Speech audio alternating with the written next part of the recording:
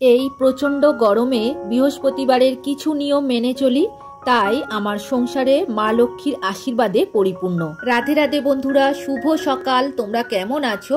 আশা করি তোমরা যে যেখানে আছো সবাই খুব ভালো আছো, সুস্থ আছো।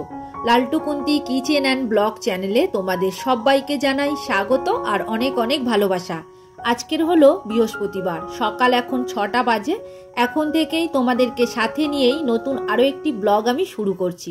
সাথে থাকো, আশা করি আজকের ব্লগ তোমাদের খুব ভালো লাগবে। গতকাল রাত 10:30টার দিকে বৃষ্টি হয়েছিল, তো বৃষ্টি ভেজা ওয়েদার দেখো, শুকিয়ে গেছে ছাদ আমাদের, আর সাথে ঝড়ও হয়েছিল। সকালে প্রত্যেক দিনের মতো ফ্রেশ হয়ে ঠাকুর প্রণাম করে নিয়ে বাসি কাজ সেরে নিয়েছি। এখন ছাদে এসেছি।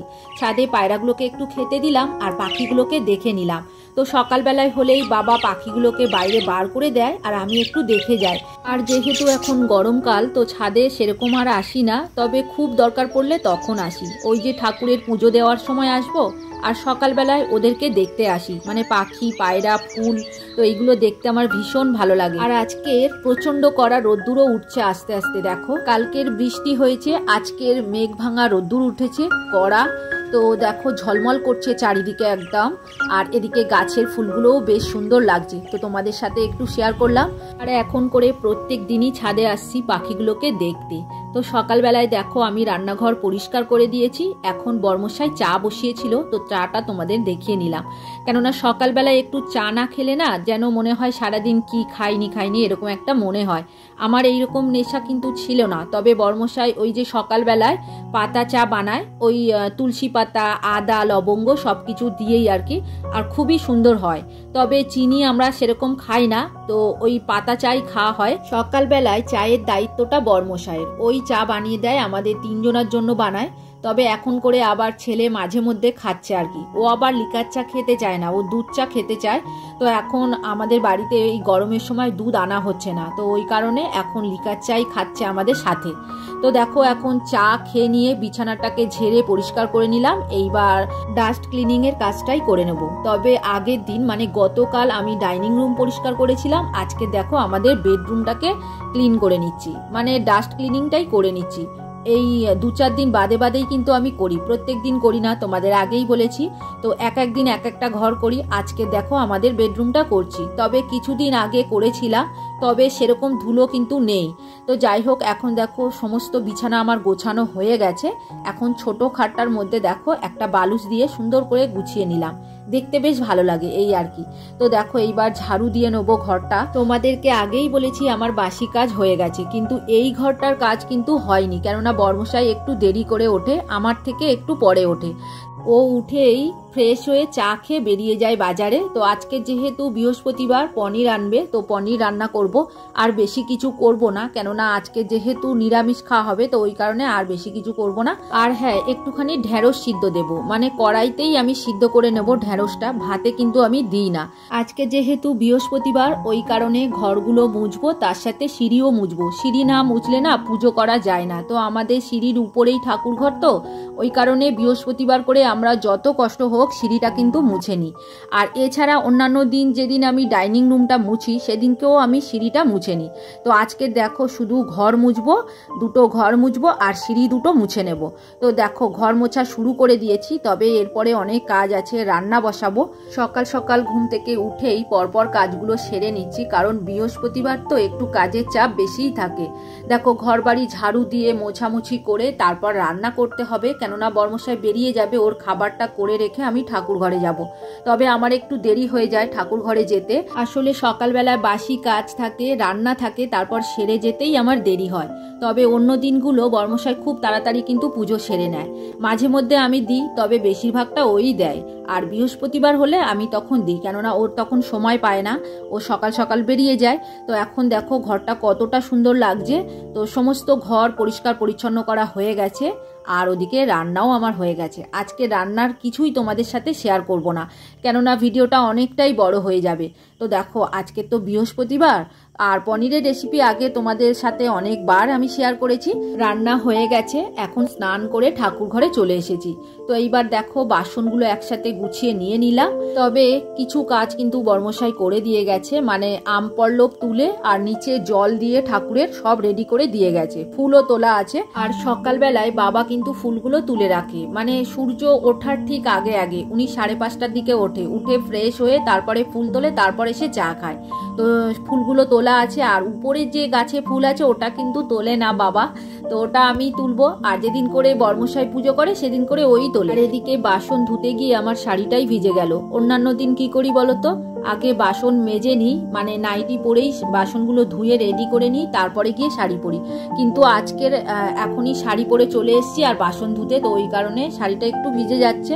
তো যাক গিয়ে, গরমকালে কোনো অসুবিধা নেই। তো দেখো এদিকে বাসন আমার ধোয়া প্রায় হয়ে এসেছে।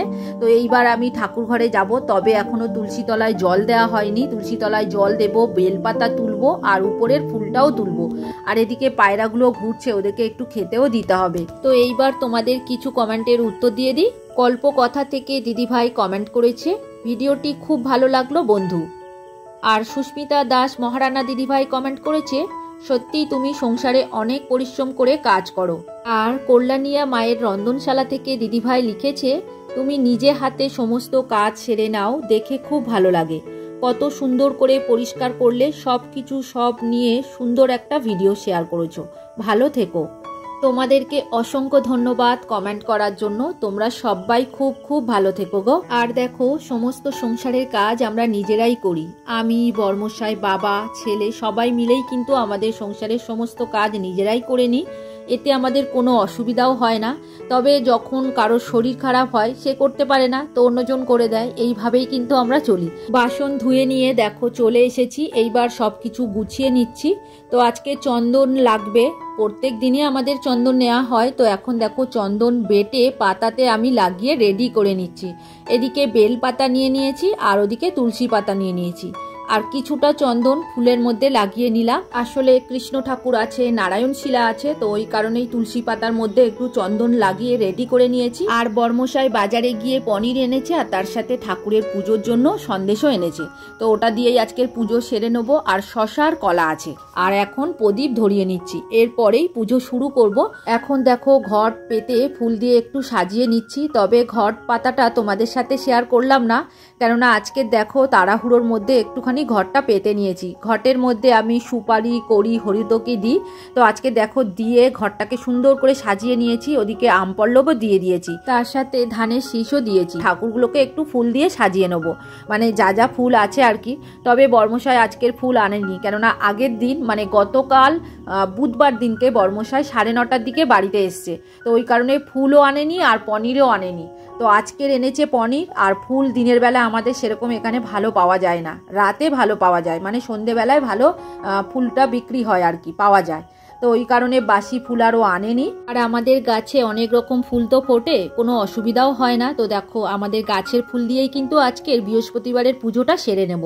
তো এইবার দেখো ভোলে বাবার অভিষেক করিয়ে নিচ্ছি। তবে প্রত্যেক দিন কিন্তু আমরা ভোলে বাবার অভিষেক করাই, বর্মশাই করায়, আমি করাই। তো আজকের আমিই করিয়ে নিচ্ছি। ঘি মধু বাবাকে একটু মাখিয়ে নেব। এবার আরও কিছু কমেন্টের উত্তর দিয়ে দিই। কবিতার কথা থেকে দিদিভাই লিখেছে, দিদিভাই খুব সুন্দর ভিডিও, ঝিঙে আলু চিংড়ি রান্না দারুণ হয়েছে। আর রাখির ছোট্ট সংসার থেকে দিদিভাই লিখেছে, অনেক সুন্দর লাগছে দিদিভাই ভিডিওটা। আর কমেন্ট করেছে প্রিয়াঙ্কার টাইম স্টোর্স থেকে। তো তোমাদের প্রত্যেককে অসংখ্য অসংখ্য ধন্যবাদ গো, তোমরা সবাই ভালো থেকো। এইবার বাবাকে দেখো অভিষেক করিয়ে নিচ্ছি। গঙ্গার জল নিয়েছি, তার সাথে একটা বেলপাতা নিয়েছিলাম। আজকের গঙ্গার জল আর বেলপাতা দিয়েই কিন্তু বাবাকে অভিষেক করিয়ে নিয়েছি। এইবার একটা সুন্দর কমেন্টের উত্তর দেব। কেয়া দে দিদিভাই কমেন্ট করেছে, সংসারের প্রথমেই এসে সবাই সব কাজ করতে পারে না, সময়ের সাথে সাথে শিখে যায়। এখন তো সবই পারো। একটা কথা, তুমি ঠাকুরকে চিড়ে ভোগ দাও, সেটা কি শুকনো দাও না চিড়ে ভিজিয়ে দাও? এটা একটু বলে দিলে ভালো হয়, আমি জানি না। ভালো থেকো। প্রথমেই বলবো দিদিভাই তোমাকে অসংখ্য ধন্যবাদ এত সুন্দর কমেন্ট করার জন্য। তো এতদিন আমি ভিডিও করছি, কেউ কিন্তু এই প্রশ্নটা আমার কখনোই করেনি। আমার শুনে খুব ভালো লাগলো এই প্রশ্নটা তুমি করেছো। তবে তোমার উত্তর অবশ্যই আমি দেব। তো এখন দেখো ভোলে বাবাকে অভিষেক করিয়ে গা মুছিয়ে নিয়েছি। এইবার বাবাকে উত্তর দিকে মুখ করে বাবার আসনে বসিয়ে দিয়েছি। যে বেলপাতাগুলোতে আমি চন্দন লাগিয়ে রেখেছিলাম, মানে বেলপাতার 3টে যে পাতা থাকে না, 3টে পাতার মধ্যেই কিন্তু চন্দন যেন লেগে যায়, তো সেই পাতা নিয়ে বাবার মাথায় আমি অর্পণ করে দিয়েছি। আর এখানে নীল অপরাজিতা ফুল আছে আর সাদা অপরাজিতা ফুল আছে। এখন দেখো দুটো কালারই বাবার খুব প্রিয়, সাদা আর নীল। এখন ফুল দিয়ে বাবাকে সুন্দর করে সাজিয়ে নিই আর তোমার কমেন্টের উত্তর দিয়ে দিই। দেখো আমরা প্রত্যেক দিন অন্ন সেবা করি, সেই রকম ঠাকুরকেও প্রত্যেক দিন কিন্তু অন্ন সেবা দেওয়া উচিত। আর যারা বৈষ্ণব আছে তারা দেখবে ভগবানকে অন্ন ভোগ দিয়ে সেটা প্রসাদ হিসাবে নিজেরা গ্রহণ করে, কিন্তু আমি ঠাকুরকে ভোগ দিতে পারি না, মানে অন্ন ভোগ দিতে পারি না, ওই কারণে প্রত্যেক দিন চিড়ে ভোগ দিই। আর ভগবানের মহাপ্রসাদে দেখবে চিড়ে ভোগ দিয়ে ভগবানের প্রসাদ বানানো হয়, তো আমি প্রত্যেক দিন ভগবানের এই চিড়ে ভোগ দিই। তবে কিন্তু এটা শুকনো দিই, ভিজিয়ে দিলে সব থেকে ভালো হয়, কিন্তু ভেজানো চিড়ে আমরা সঙ্গে সঙ্গে প্রসাদটা গ্রহণ করে নিতে হবে, ওই কারণে আমরা শুকনো দিই। পুজো হয়ে গেলে ওই প্রসাদটা আমরা তুলে রাখি, পরবর্তীকালে এক সময় ওই প্রসাদটা আমরা খেয়ে নিই। আর ভিজিয়ে দিলে চিড়েটা নষ্ট হয়ে যাবে, তো ওই কারণেই আমরা শুকনো দিই। তবে একটা ভাই আমাকে কমেন্ট করে বলেছিল লক্ষ্মী আর গণেশের পজিশনটা চেঞ্জ করে দিতে, তো একদিন সময় করে আমি এই পজিশনটা চেঞ্জ করব, মানে ঠাকুরের আসনটা যখন বদলাবো তখনই এটা করব। আর এখন প্রচন্ড গরম চলছে, তো ঠাকুর ঘরে মানে থাকাই যায় না, তবে ফ্যান আছে ঠাকুর ঘরে। আসলে আমাদের ঠাকুর ঘরটা খুবই ছোট, তো ওই কারণেই ভীষণ গরম লাগে। আর সিঁড়ি চাতালের মধ্যে আছে ছোট্ট জায়গা, হাওয়া বাতাসও সেই রকম ঢোকে না, তবে বড় বড় জানালা আছে, জানালাগুলো খুলি না অবশ্য। তো দেখো বন্ধুরা এখন আরতি সেরে নিচ্ছি। তো এইবার আমার পুজো প্রায় কমপ্লিট হয়ে এসছে, তবে আজকের কিন্তু ঘন্টা না বাজিয়েই আরতি করেছি। তো যাই হোক এখন দেখো রাত হয়ে গিয়েছে, এখন রুটি বানাচ্ছি, কারণ সারা দিন আর শ্যুট তুলিনি, তো রাতের বেলায় রুটি করছি। আজকের পনিরের তরকারি আছে, ওটা দিয়েই খাওয়া হবে, যেহেতু বৃহস্পতিবার তো ওই কারণে রাতে বিশেষ করে রুটি খাওয়া হয়। আর অন্যান্য দিনগুলো কি হয়, মাছ রান্না করি, মাছ থেকে যায়, তো সেটা দিয়ে রাতে আবার ভাত খেয়ে নিই। তো আজকে দেখো সবাই রুটি খাবে, আমি একটুখানি জল ভাত খাবো, যেহেতু বৃহস্পতিবার কোনো তরকারি নেই, ওই কারণেই জল ভাত খাবো আলু মাখা দিয়ে। আর বাবার একটু শরীরটা খারাপ, তোমাদের আগেই বলেছি, তবে এখন আগের থেকে অনেকটা বেটার আছে। আর এত গরমের মধ্যেও বাবা রুটি খায়, রুটি ছাড়া উনি থাকতেই পারে না, মানে অল্প একটুখানি ভাত খায় আর সারা দিন বিকাল থেকে রুটি খাওয়া শুরু করে দেয়, মানে বিকাল বেলায় খাবে, আবার সন্ধেবেলায় খাবে, আবার রাতেও খাবে। আর এমনিতেই গরমকালে রুটি খেলে শরীর গরম হয়ে যায়, তাও বাবা রুটি খাচ্ছে, ভাত একদমই খেতে চাইছে না। তো যাই হোক এখন মোটামুটি ভালোই আছে। তো এখন দেখো রান্নাঘরের সমস্ত কাজ আমি সেরে নিচ্ছি, রাতের বেলায় এগুলো করে রাখি। তবে মাঝে মাঝে যখন আমি রাতে ব্যস্ত থাকি, মানে ফেসবুকে লাইভ করি, তখন ছেলে আমার বাসন মেজে দেয়, তো অনেকটাই হেল্প করে দেয়। আর রাতে রান্নাঘরে এঁটো বাসন কখনোই রাখতে নেই, তোমাদের তো আগেই বলেছি। তো আমি দেখো এঁটো বাসন মেজে রাখার সবসময় চেষ্টা করি, তবে মাঝে মধ্যে থেকে যায়, সেটা আবার সকালে মেজে নিই, তবে তখন বাসনগুলো একটু জল ধোয়া করে রেখে দিই। আর রান্নাঘরের স্ল্যাব মুছে, গ্যাস ওভেন মুছে একদম পরিষ্কার করে রাখি, তাতে সকালে অনেকটা সুবিধা হয়। সকালে উঠেই একটু জলের ছিটা দিয়ে গ্যাসটা মুছে নিলেই হয়ে যায়। এই নিয়মগুলো কিন্তু আমি মানি। তো এখন দেখো গ্যাস ওভেনটাও পরিষ্কার করে নিচ্ছি, তবে সকালবেলায় আরো একবার মুছে নিয়ে তারপরে আমরা রান্না টান্না শুরু করি। প্রথমেই তো রান্না করি না, ওই চা করে বরমশাই। তো এখন দেখো গ্যাস ওভেন, গ্যাসের উপরে যে ওয়ালটা আছে সমস্তটা কিন্তু মুছে আমি পরিষ্কার করে নিচ্ছি। আর রাতের বেলা এইরকম গ্যাস ওভেন বলো আর গ্যাসের স্ল্যাব বলো সবসময় পরিষ্কার করে রেখেই শোয়া উচিত, তার সাথে বাসনও মেজে নেওয়া উচিত, তাতে আমাদের সংসারেরই মঙ্গল হয়। তো এখন দেখো সমস্ত জায়গাটা আমি ক্লিন করে নিচ্ছি। প্রথমে কিন্তু সাবান জল দিয়েই আমি পরিষ্কার করি, একটা বোতলের মধ্যে একটুখানি সার্ফ গুঁড়ো দিয়ে জল দিয়ে আমি লিকুইড বানিয়ে রেখেছি, সেইটা দিয়েই প্রথমে পরিষ্কার করে নিই, তারপরে আবারও মুছে ক্লিন করে নিই। তো এখন দেখো দেয়ালে যে জলের দাগগুলো লেগেছিল, মানে বাসন মাজার ফলে, তো সেই দাগগুলো আমি এখন পরিষ্কার করে নিলাম। এইবার দেখো গ্যাস ওভেনটা আমি ঢাকা দিয়ে রাখবো। তো চলো বন্ধুরা আজকের ভিডিও আর বড় করব না, এখানেই শেষ করব। তোমরা সবাই খুব খুব ভালো থেকো, আর ভিডিওটা কেমন লাগলো কমেন্ট করে অবশ্যই জানিও, আর যদি ভালো লাগে লাইক কমেন্ট শেয়ার করে দিও, আর নতুন বন্ধু হয়ে থাকলে চ্যানেলটিকে সাবস্ক্রাইব করে দিও। আজকের মতো এখানেই রাখছি, এবার দেখা হবে পরের ভিডিওতে।